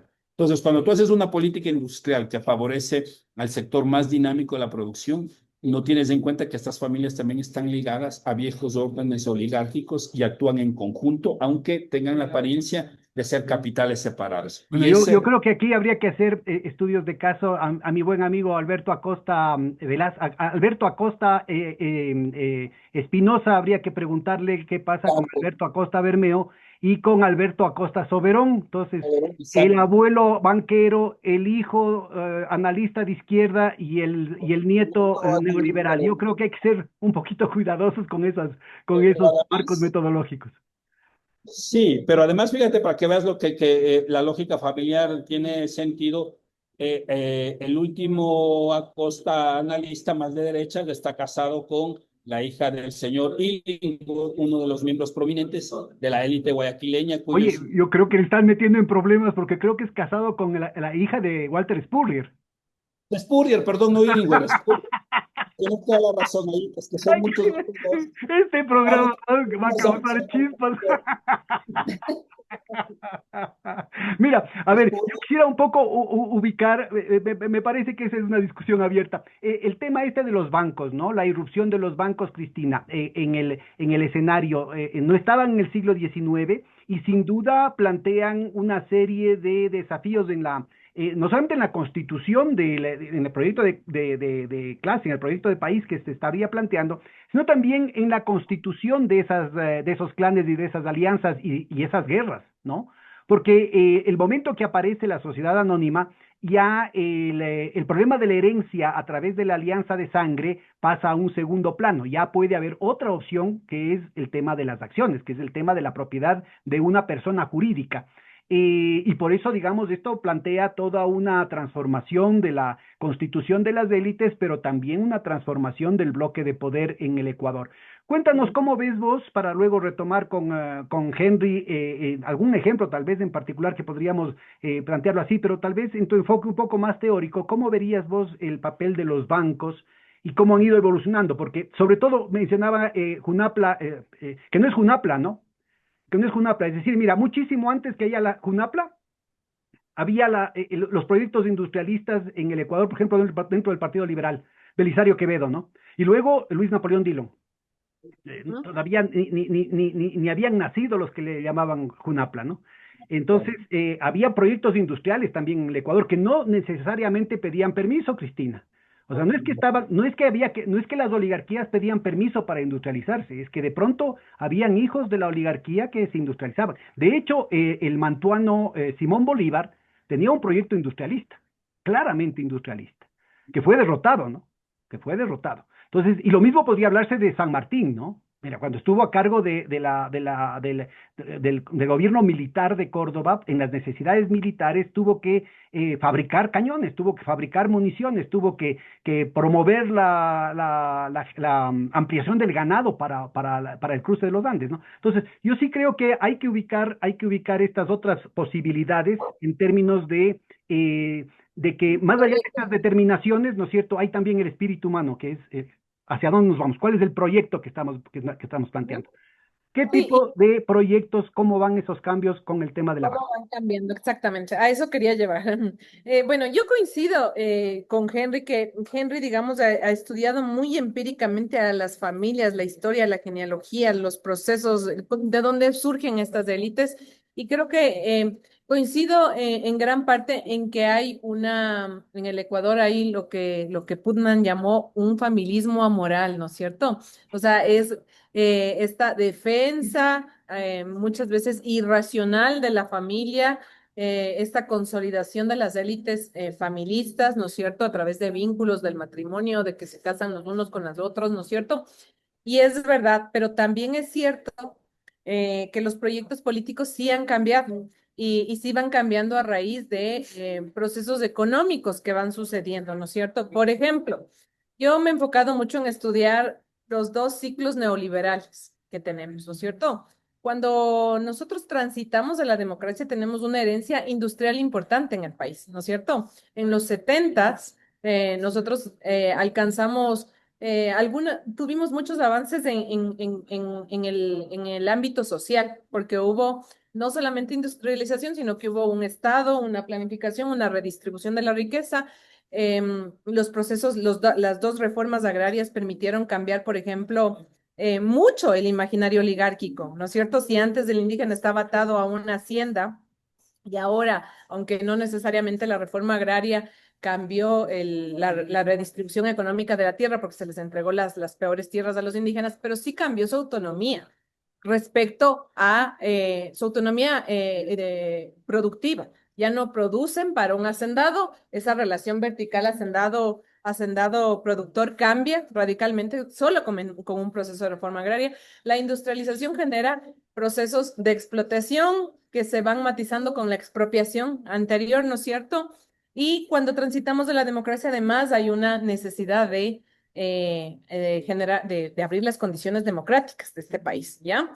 De tal forma que la primera ola neoliberal con la que se casa con la democracia, yo siempre he sostenido que es un proyecto político más democrático que el actual, porque veníamos de un proceso industrial, de un proceso redistributivo, y además esas élites neoliberales llamadas a reducir el Estado, digamos, a cambiar la dinámica de los 60, 70 en este país, eh, tienen necesariamente que acotarse a las reglas democráticas, porque la democracia empieza a ser un elemento fundamental en el proyecto político global. Todos los países empiezan, tercera ola democrática, en la tercera ola democrática ya no se discute la democracia es global, universal, empieza a ser importantísima y ahí hay un matrimonio entre la herencia industrial que cambia ciertas condiciones, como acabo de decir, la exigencia de aplicar medidas neoliberales la convocatoria a la democracia. Entonces, ese es un primer proyecto político que busca parar el proceso industrial, parar el proceso redistributivo, retroceder en el proceso redistributivo, pero jugar democráticamente. ¿Ya? Y esa es la primera ola neoliberal. Y como fruto de ese proyecto político de las élites, nosotros tenemos una respuesta democrática importante. Los movimientos sociales nunca antes tuvieron tanta fuerza como, digamos, los nuevos movimientos sociales, que ya no solamente son de base sindical y obrera y económica, sino que se unen a todo este auge de las identidades, a este auge del reconocimiento, ¿no es cierto?, de los pueblos y nacionalidades indígenas, a, a todas las luchas por el reconocimiento, digamos, esos movimientos sociales logran responder a estas políticas neoliberales. Y por eso durante toda la década de los 90 en Ecuador nosotros tenemos unas movilizaciones importantísimas, unos cuestionamientos a la agenda neoliberal, una capacidad social y democrática de responder a esos proyectos políticos, ¿no es cierto? A esos proyectos políticos que lo que querían eran parar el proceso industrial, parar el proceso redistributivo y dar paso a la democracia. Pero digamos, esa combinación... ¿Y por qué dices que había que, o sea, por qué pones en términos dicotómicos? Yo me acuerdo en esa época habían partidos, por ejemplo, finales de los años 60, el Partido Liberal, de lo que después surgió la Izquierda Democrática, el Partido Conservador, del que surgió el conservadorismo progresista, y el Partido Social Cristiano, del que surgió la Democracia Cristiana, que después hicieron la Unión Demócrata Popular. En fin, habían bastantes partidos. Del Partido Liberal salió el partido de Huerta, ¿cómo se llama? Radical Demócrata. Es decir, eran partidos que eran al mismo tiempo que, al menos de boca, se planteaban en el ideario que tenían registrado ante el Tribunal Electoral, planteaban el tema de la industrialización y al mismo tiempo planteaban el tema de la democracia. Entonces, no es Ya, que porque separaba la industrialización para pelear por la democracia. No, o sea, sí, efectivamente, porque perdón que me ponga ahí, pero es porque a veces no la escucho bien. Porque no, digamos, el proceso de industrialización sí se para con la primera ola neoliberal. Sí, digamos, Pero es con ya el no es, neoliberalismo no tiene nada que ver, es la negación de la democracia, inclusive de la democracia burguesa. no, el primer proyecto neoliberal que surge a finales de los años 70, cuando nosotros transitamos a la democracia, incluso los autores hablan de una doble transición, a la democracia y al neoliberalismo. En los 80 se pone en marcha la agenda neoliberal en estos países, ¿no es cierto? Y la agenda neoliberal, entre otras cosas, la más importante, es un proyecto político que busca la reducción del Estado. Por lo tanto, busca la reducción del Estado como promotor de los procesos industriales, de los procesos... Eso claramente fue una imposición, ¿no? Y no hubiera podido prosperar, si te fijas, no fue a finales de los años 70, porque Con la transición a la democracia. la Constitución de 1978, ¿sí? Era claramente industrialista. Exactamente, pero cuando nosotros transitamos a la democracia, ¿no es cierto? Con el primer gobierno elegido democráticamente, ahí se impone una agenda neoliberal y eso pasa en todos los países de América Latina. No, es que no, El no es así neoliberalismo y la porque, a democracia ver, están mira, casados. tuvo que morir Roldós, Exactamente, ¿por qué? pero Porque entonces no es Roldós, democráticamente electo. Pues a ver, mira, vamos despacito. Democráticamente electo dentro de los parámetros burgueses, ¿no es cierto? De la democracia burguesa, de la democracia representativa, con el nombre que vos quieras, de la democracia liberal, ¿no es cierto? Quiere decir que la gente vota por el ajuste neoliberal y cumplen el ajuste neoliberal, pero no pasó así, porque la gente votó por un proceso de totalmente. reforma industrialista, democrática, redistributiva. Gente pensó que el proceso industrial redistributivo iba a continuar y que nos abríamos hacia la democracia. Ujú. Pero la agenda, porque el neoliberalismo es un proyecto que se aplica en toda la región y que es claramente direccionado hacia la reducción del Estado.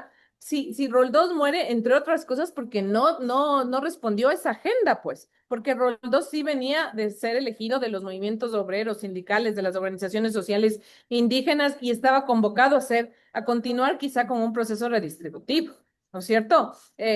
Al Roldós le matan, le asesinan, le desaparecen porque no responde a esa agenda que se tiene que imponer en América Latina y que es una agenda neoliberal. Por eso es que todos los países empiezan a aplicar las mismas reformas estructurales de reducción del Estado, se empieza a criticar el Estado obeso de los 70, se empieza a criticar a los funcionarios públicos, se dice que el Estado lo que genera es límites a la inversión extranjera, al crecimiento económico, y eso pasa en toda la década de los 80, y no solo pasa aquí en América Latina, pasa en todo, no solo pasa aquí en Ecuador, pasa en toda la región, pero eso tiene como respuesta, porque digamos que todavía era un neoliberalismo, yo siempre digo, ese era un neoliberalismo todavía democrático, porque ese neoliberalismo que juega las reglas de la democracia liberal, de la negativa representativa, también permite que hayan la irrupción de nuevos movimientos sociales, de organizaciones sociales, de protestas, de interrupciones presidenciales, que dan paso a una época post-neoliberal, que fue la de Correa, Lula, Chávez, Evo en la región, ¿no es cierto? Discúlpame, Fueron si esa fue respuestas una época sociales. post-neoliberal, ¿en qué época estamos ahorita? En la post-neoliberal. Nosotros ahorita estamos en un nuevo neoliberalismo no democrático, autoritario, que ya no le interesa jugar a las reglas democráticas. Cuál es el sujeto de esta agenda? De esta nueva agenda. Sí. Ya, yo creo que a esa parte quería llegar, ¿no? De la discusión. O sea, yo creo que estamos ahora sí abocados a un nuevo proyecto neoliberal que corrige los errores del primer proyecto neoliberal que sí era democrático. Porque de alguna forma el primer proyecto neoliberal, lo que aprenden las élites es que el primer proyecto neoliberal, al jugar a la democracia, permitió que los movimientos sociales irrumpan, que generen espacios para para darles poder a partidos políticos que no necesariamente querían implementar la agenda neoliberal y que ganen esos partidos políticos y que ganen de alguna forma el proceso redistributivo vuelva a tener importancia. Entonces, este segundo proyecto neoliberal aprende de eso. Entonces, ¿qué hay que contener? A la organización social, a los movimientos sociales, a la protesta, y hay que contener de forma autoritaria. Y hay que prescindir del juego democrático con tal de que se imponga la agenda neoliberal. Y en ese momento es en el que nos jugamos actualmente y en el que se juega actualmente el proyecto político. Por eso, volviendo a la pregunta original, yo creo que sí hay diferentes proyectos políticos que van cambiando con el tiempo y a raíz, por ejemplo, el proceso de industrialización generó un proyecto, permitió, por ejemplo, el fortalecimiento de los sindicatos, de los obreros, de las organizaciones de base industrial, ¿no es cierto? Luego el primer ensayo neoliberal permite el auge de las demandas de reconocimiento de la Organización de los Pueblos y Nacionalidades Indígenas, de la Organización de las Mujeres, de los nuevos movimientos sociales, que se vinculan a los antiguos sindicatos, pero que tienen, digamos, menos actoría, esos sindicatos obreros, porque ya no hay proceso industrial en los 80 y los 90, pero que se articulan esas luchas y logran responder a ese primer proyecto neoliberal. Actualmente estamos en una agenda neoliberal que es mucho más autoritaria, que en donde la oligarquía, digamos, este concepto de oligarquía vuelve a tener importancia fundamental, porque estas sí, las nuevas élites destinadas a implementar la nueva agenda neoliberal en el Ecuador están abocadas a no jugar más democráticamente y a volver a instaurar un patrón oligárquico, vertical, semiesclavista de producción precapitalista. No les interesa industrializar. Y aquí nadie habla de industrialización, de crear empleo. Tenemos al 70% de la población por fuera de la fuerza de trabajo, ¿no es cierto? Tenemos a la mayor parte de la población sin trabajo formal, y nadie está hablando de eso en la agenda porque ya no es esa agenda y que está muy anclada ya no a un capitalismo industrial, sino a un capitalismo postindustrial donde los bancos pasan a ser hegemónicos en esta nueva agenda. Las transnacionales globales es un globalismo colonial, mercantilista, lo que estamos viviendo en el momento actual y que se imbrica muy bien con estos poderes oligárquicos que nunca desaparecieron en Ecuador y que ahora, digamos, tienen mucha coherencia con la forma como se maneja el capitalismo global. Porque si los países industrializados en algún momento pudieron tener reformas, digamos, ciudadanías universales, partidos políticos y todo eso, eso también está muriendo en los países del norte. El ascenso de las extremas derechas es también el ascenso de un capitalismo global, colonial, expropiador. Por eso Nancy Fraser, que a mí me gusta mucho esta filósofa, habla de que estamos pasando de la explotación a la expropiación. Eso en los países occidentales. Nosotros en América Latina tuvimos expropiación, un proceso mínimo de industrialización donde hubo explotación y expropiación, y estamos volviendo a consolidar la matriz expropiadora, oligárquica, vertical, no democrática. Como que hubiéramos tenido, Henry, unos precedentes a esta situación, inclusive anteriores a ese primer neoliberalismo, con un Pinochet desde el 73 y con un Videla desde el 76 y con la dictadura uruguaya, en fin, ¿no? Las dictaduras del Plan Cóndor, del Cono Sur. Es decir, ese proyecto se lo inició mucho antes acá, ¿no? Entonces aquí queda claro en primer lugar de que hubo una imposición desde afuera. Pero tal vez una línea de explicación fructífera podría ser el darle seguimiento al tema de los bancos, porque justamente son las vinculaciones de los bancos con la, entre comillas, modernización del sistema financiero mundial, la desregulación del sistema financiero mundial, el sujeto fundamental de este proceso de cambio, ¿no? De desindustrialización, de desintegración social también, porque se plantea la desindustrialización incluye también un proceso de precarización laboral, todo este proceso de regresión en derechos, ¿no? ¿Podrías ubicarnos algún ejemplo que se te venga a la mente de el impacto que van teniendo la formación de los bancos y su evolución A en la ver, constitución de estas oligarquías, sobre todo en sí, Guayaquil?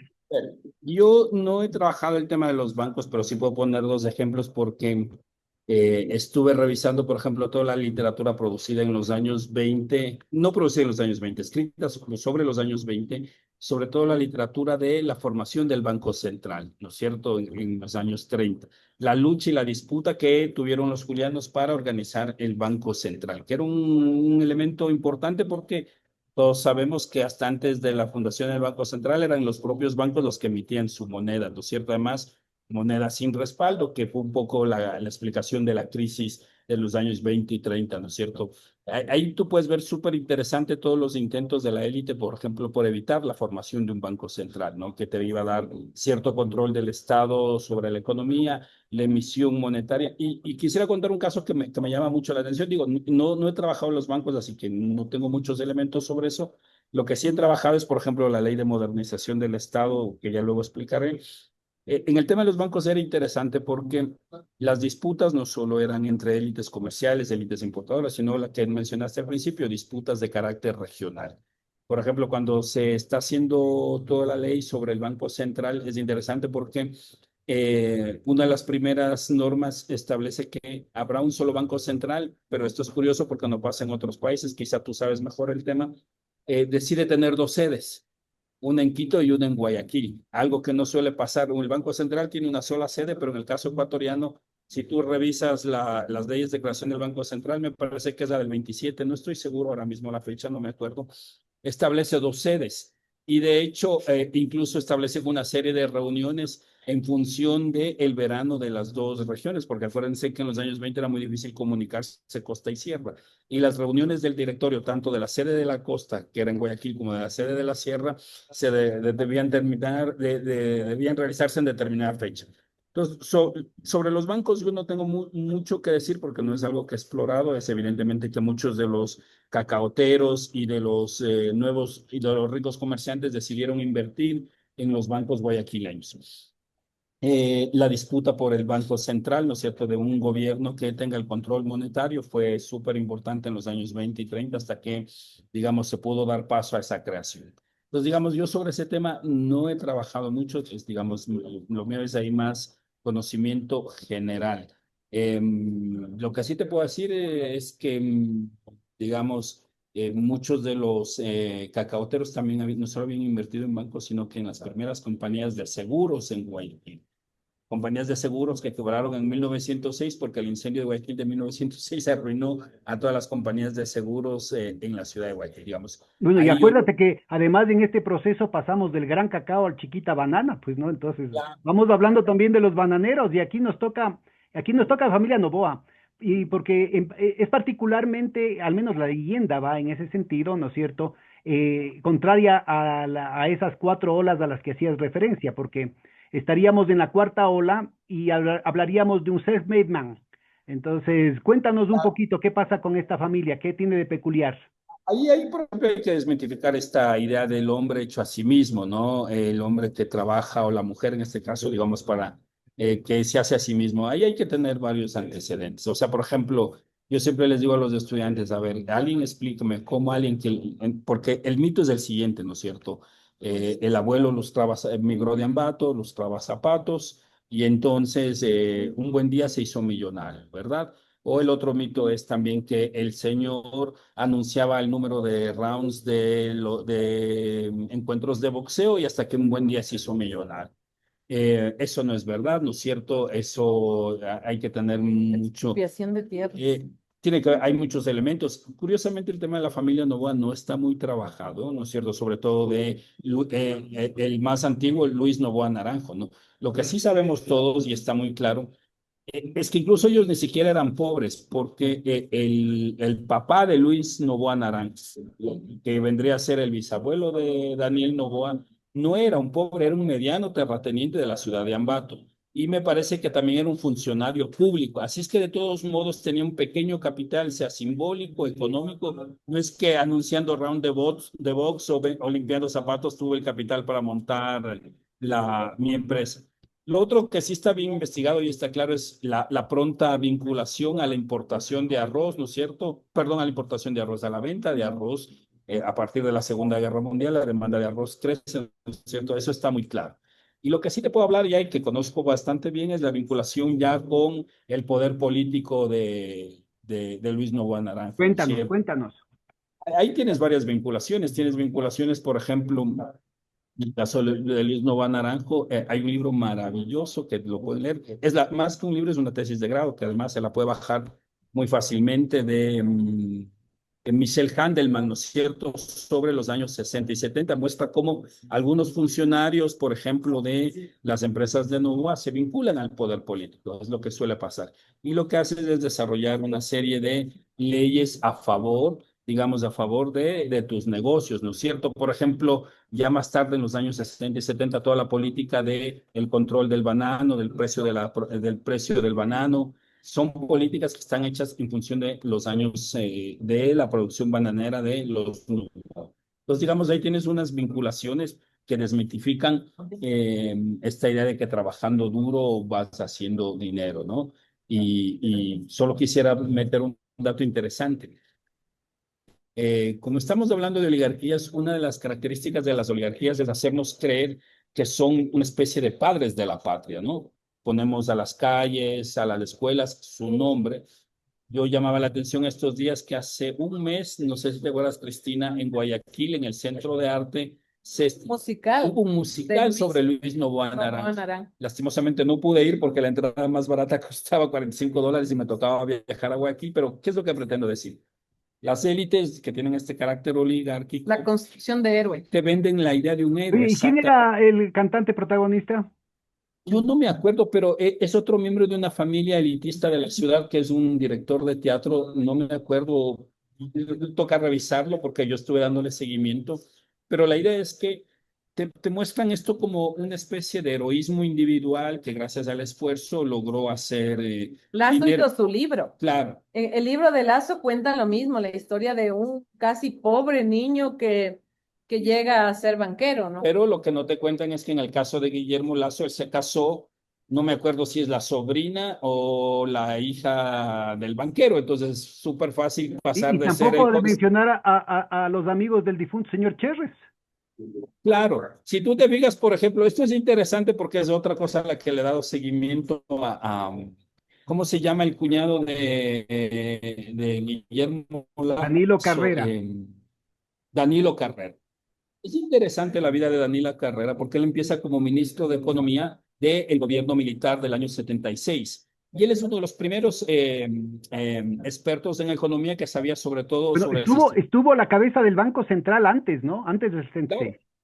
Él llega porque se forma en Estados Unidos, es contratado como un experto, pero lo que quiero señalar es que no es casual que una vez que deje el Estado, digamos, sale en el año 76 del gobierno militar, ya no era Rodríguez Lara, era la Junta Militar, él empieza a adquirir acciones de pequeñas empresas financieras que habían quebrado. Y ahí es cuando empieza a amasar su fortuna y luego se vincula a Te las... recomiendo, Henry, te puede servir mucho y a nuestra audiencia. Tenemos un programa con Guillermo Santamaría de hace un par de años en el que explicamos justamente todas estas, porque todo un juego de alianzas y traiciones, ¿no?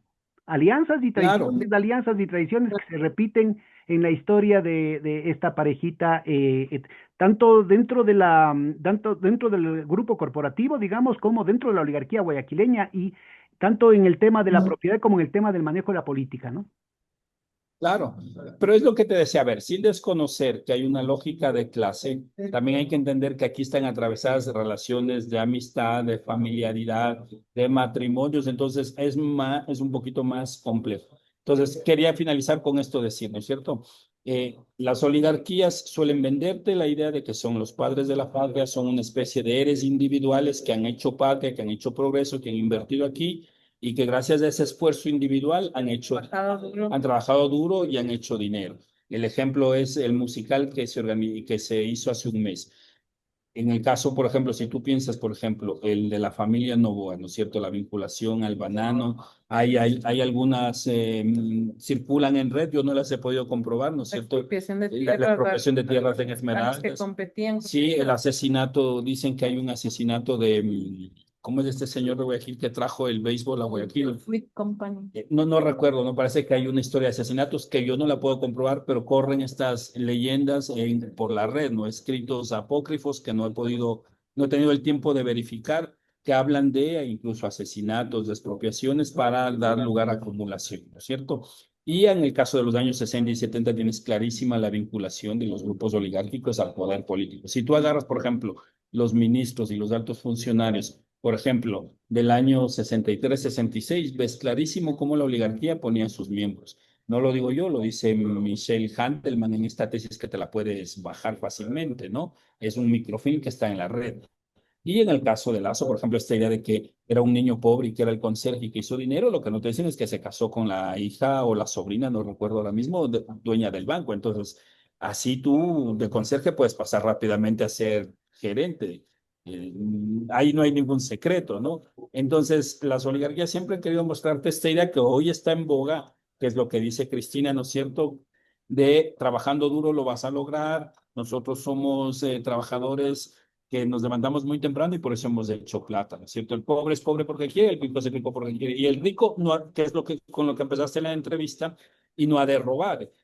Y yo quisiera solo agregar una idea más, porque el tema que estamos trabajando es las élites y la captura del Estado. Yo les digo a los estudiantes que quizá hasta es probable que en algunos casos que no robe. Y puede ser que hasta ni siquiera tenga que robar, sino que utilizas el aparato estatal Para de manera legal, no los legítima, negocios. pero multiplicas tu negocio.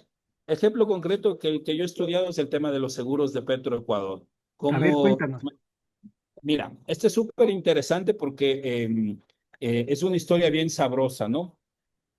Hubo todo un cuestionamiento a Seguro Sucre, que todos recordarán, era la aseguradora donde todas las empresas públicas tenían que colocar sus bienes para evitar problemas. Seguro Sucre era del Estado, ¿no? Y Seguro Sucre del Estado, por eso te digo. Y además acuérdate que había un decreto que obligaba a las empresas públicas a asegurar sus bienes en la En empresa aseguradoras pública. públicas, claro.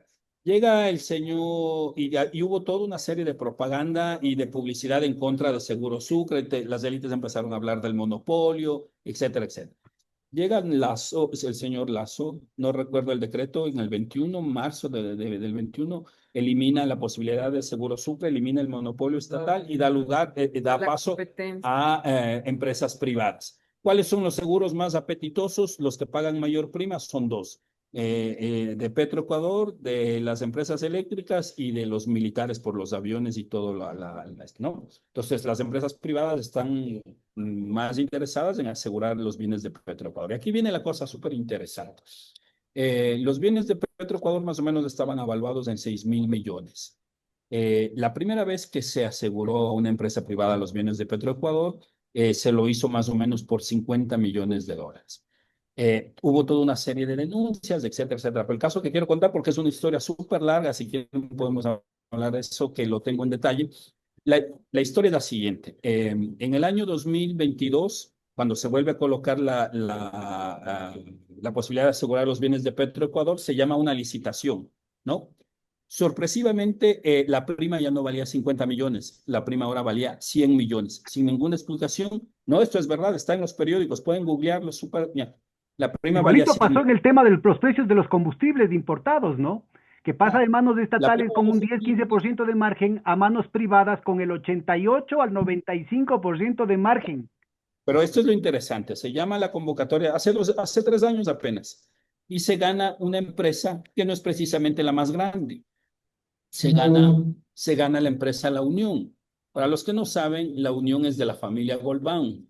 ¿Quiénes son la familia Golbán? Es la familia política de la primera esposa de Daniel Noboa, de Gabriela Golbán.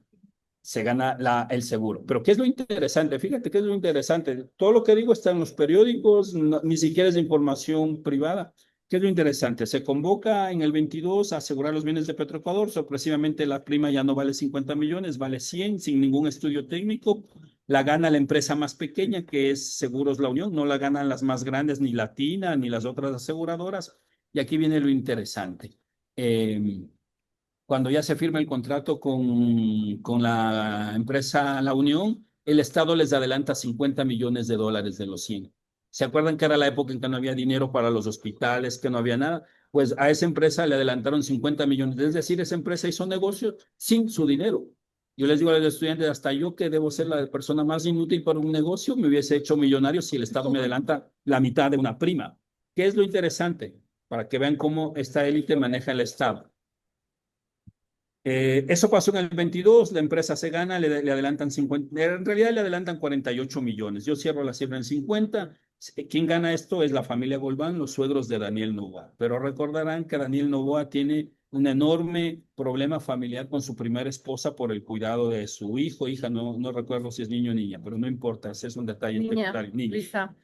Gana el señor Daniel Noboa y adivina a qué empresa se le quita el contrato.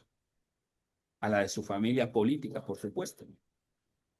Y es la primera vez que se sigue no se sigue, sino que es la primera vez en que se hace un curso legal, un tema legal, para seguirle un juicio a la empresa La Unión por el adelanto de estos 50 millones. Entonces, ¿qué es lo que quiero decir? Las élites, entre ellos la familia Noboa, utiliza el Estado no solo para hacer dinero, sino para ajustar cuentas con su esposa, lo cual es tremendamente brutal, tremendamente maquiavélico, porque a fin de cuentas a quien le quitan el contrato es a la familia, a su familia política, ¿no es cierto? A su exfamilia. A su exfamilia política en este caso. Y ahí ajusta cuentas de un problema personal. Es decir, fíjate la locura. Se utiliza el Estado para saldar, entre comillas, saldar litigios matrimoniales y lo que te muestra un patrón típicamente oligárquico. Termino con esto. El único juicio que ha logrado ciertos avances en el sistema de justicia es contra la familia Golbán y Seguros La Unión, a pesar de que hay otros casos más escandalosos de la entrega de los seguros de Petroecuador. Entonces, ahí digo, cuento un caso específico de cómo las élites utilizan en primer lugar el Estado para apalancar tus negocios, te entregan, destruyes la aseguradora pública, pasas el dinero al negocio privado, se gana una empresa la más pequeña, te adelantan el dinero, o sea que te puedes hacer dinero sin poner nada de tu bolsillo, no necesitas nada en tu bolsillo, pero además como hay problemas familiares, utilizas el Estado para de la manera más baja saldar cuentas entre comillas con tu esposa. O sea, es una Qué locura. barbaridad. Este manejo patrimonial del aparato estatal, como bien mencionaba Cristina, ¿no es cierto? Forma parte de tendencias ya estructurales, ¿no? De un retorno a formas arcaicas de explotación, a formas arcaicas de dominación, pero que también plantean un problema del retorno a formas arcaicas de dirimencia de lo político, que implica violencia, ya no solamente en contra de las clases populares, de la oposición, sino al interior mismo de las oligarquías. Quedan comprometidos Cristina y Henry. Yo creo que se han quedado, pero cortos, ¿no? Con tantos chismes, yo creo que hace falta un nuevo programa. ¿Les parece? Misma hora, mismo canal, la próxima semana. Perfecto, nos encantaría. Lo que pasa es que tuvimos estos problemas de conexión y Pero la por salir próxima corriendo. semana Bueno, la próxima tienen que ponerse las pilas y conseguirse una máquina que valga. No, en mi casa tenemos Paguen que el hacer. internet, no sean así. Por eso son así. Por eso son pobres, porque no saben Estamos en la usar la universidad plata. pública, pues la universidad pública cada vez más cortada de recursos, los profesores no tenemos ni internet. Increíble, yo creo que ha sido un programa además muy entretenido, si no fuera por lo trágico del asunto. Un gran abrazo y hasta la próxima entonces. Muchas gracias. Muchas gracias, adiós.